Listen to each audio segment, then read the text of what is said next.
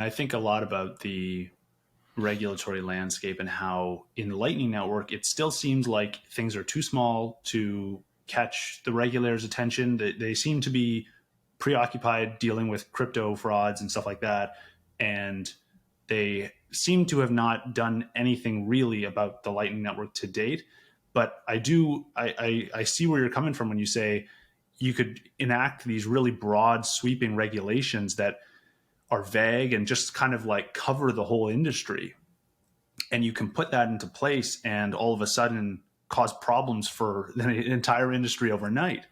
And I wonder, because I think there's two schools of thought here in the Bitcoin space, and probably most Bitcoiners lean towards the school of thought that is, forget the regulations. We're trying to build a system that does not respect this fiat financial system and all the rules that come with it.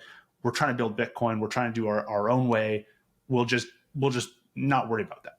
And then there's the other school of thought that says we should really be pushing towards, trying to get regulators on our side, helping them craft regulation that makes sense, that is useful. Do you think Bitcoiners should be spending any or more of their time working with regulators on this, on crafting these rules, or is it the right strategy to kind of try and build a system that they can't regulate and hope it works? No, I don't like any of what you said on either side. I'm trying to be personal as far as what you're suggesting. So on one hand, I don't think Bitcoiners should put on blinders and say fuck regulators and fuck the law. We're doing what we're doing. That's ignorant and not going to work. And I also don't think that Bitcoiners should be trying to work with regulators and trying to get quote unquote regulatory clarity. And so my response and my recommendation on both those sides would be on the regulation side. If you want to do something, fight for Bitcoin rights. Do not fight for regulatory clarity. The thing about regulation is it's always meant to restrict. It's always meant to reduce capability. It'll reduce utility. It'll increase cost. It'll, give you less options. That's the only thing that it's for. And so when you say you want to help regulators or guide them, you're just saying you want to affect, how many or what wording, and you want to educate them and you want them to be actively interested in limiting your freedoms. And I just don't think there's a path to that is going to be in our best interest or our incentives. Regulators' incentives are political. They're monetary. They're self-sustaining. They're trying to grow their ability to regulate.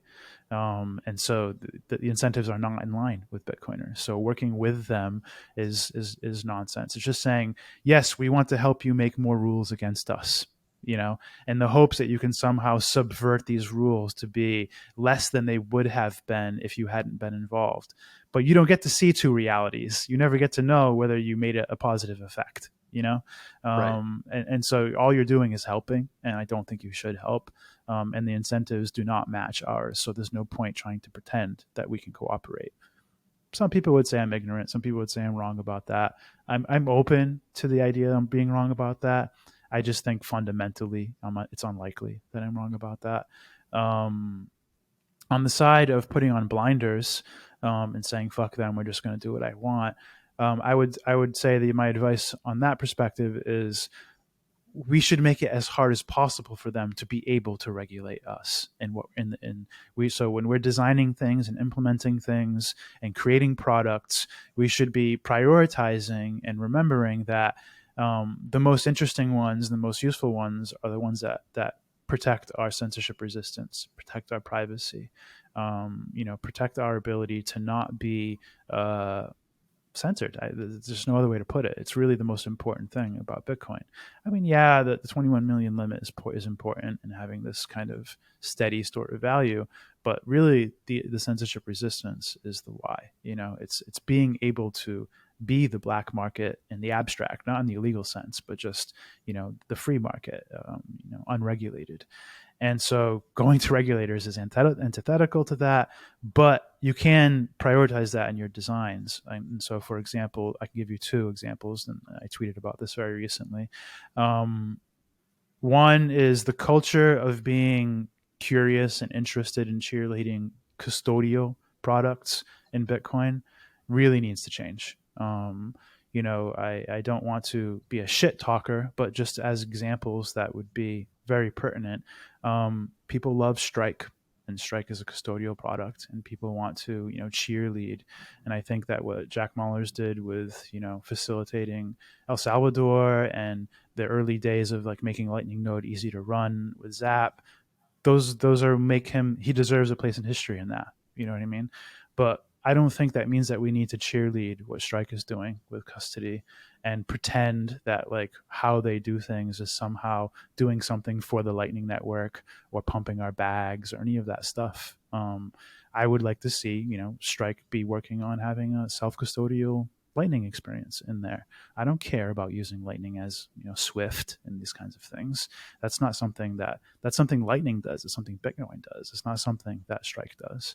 And so that would be an example of like the culture change, or other interests in things like Chaumian mints and these things. Like, I'm not saying these are bad products or that these are not things that should be researched by someone, but they're not things that should be cheer led and held up as primary solutions for Bitcoiners.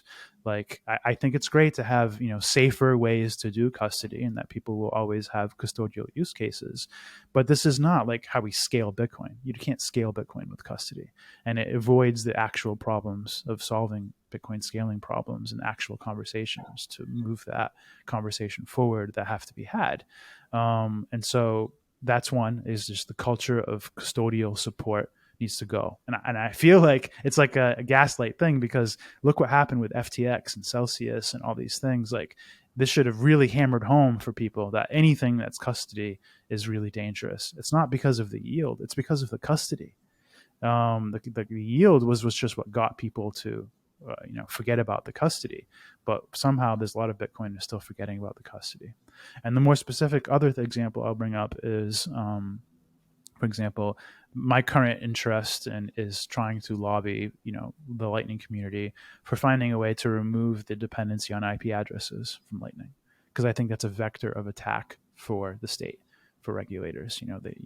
It's already established that with the internet, if you see an IP, you're supposed to geo-block that IP for certain reasons and be aware of that IP in how you serve and perform businesses, etc. And so that regulation is established, and that is going to eventually get overlapped with how people can and can't use Lightning. And so I think if we can't know the IP and we don't depend on the IP, then that would be one way to improve Lightning. And I don't mean to do this like as a hack experiment. I mean, like, to change the bolt, like Lightning should not use IP addresses. And this would have trade-offs as far as like the best design for it. Well, I'm not a professional engineer to offer the best design, but from what I do know about how you would do it, you probably have some latency trade-offs and complexity trade-offs. But I think it's something I'd like to hear people talk about more, because I see this as an attack vector, and I see it because of how regulations read and things we're having to worry about as an LSP and as a business.